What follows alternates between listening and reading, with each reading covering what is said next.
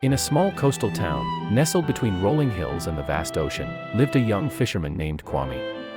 Every day, Kwame would sail out into the open sea, casting his nets and hoping for a good catch.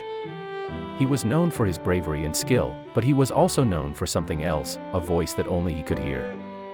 It began one calm morning as Kwame set out on his usual route. The sky was clear, and the sea was as smooth as glass. As he steered his boat further from the shore, a soft, melodious voice called his name. Kwame, it sang, like a whisper carried by the wind. Startled, Kwame looked around, but there was no one in sight. He shook his head and continued on, dismissing the voice as a trick of the wind. Days turned into weeks, and each time Kwame went to sea, the voice grew louder. Kwame, it called, gentle yet insistent. It echoed across the waves, pulling at something deep within him. He asked his fellow fishermen if they had heard it, but they all shook their heads. "It's just the sea playing tricks on you," they said. But Kwame knew it was more than that. The voice was calling to him, pleading with him. One evening, unable to bear the mystery any longer, Kwame decided to follow the voice. As the sun dipped below the horizon, he sailed toward the sound, letting it guide him into the unknown. The further he went, the darker the sea became. The water, once calm, now roiled with unseen currents. Yet, Kwame pressed on, driven by a strange sense of purpose.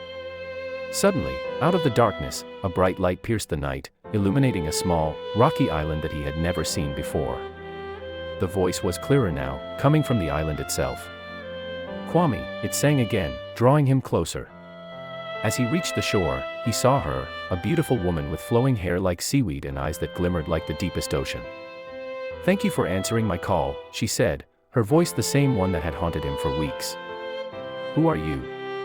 Kwame asked, mesmerized. "I am the spirit of the sea," she replied. "For generations, I have watched over this town, blessing its people with my bounty. But a dark curse was cast upon me, trapping me on this island, unable to return to the depths. Only a soul brave enough to heed my call could set me free."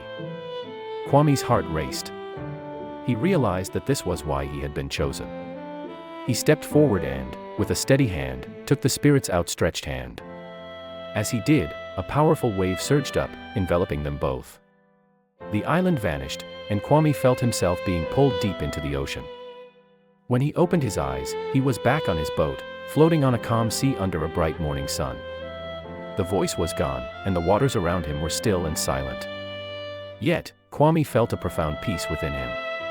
The spirit of the sea was free, and he knew that he had answered a call not just from the ocean, but from his destiny.